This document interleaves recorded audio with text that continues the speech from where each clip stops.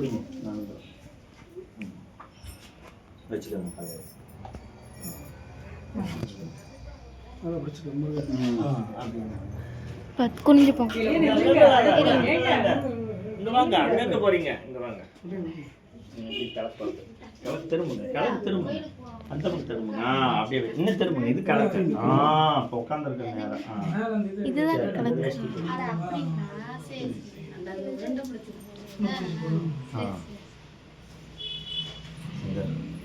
இது படிச்சுக்கோங்க இதை நீங்கள் இப்போ இதை படிங்க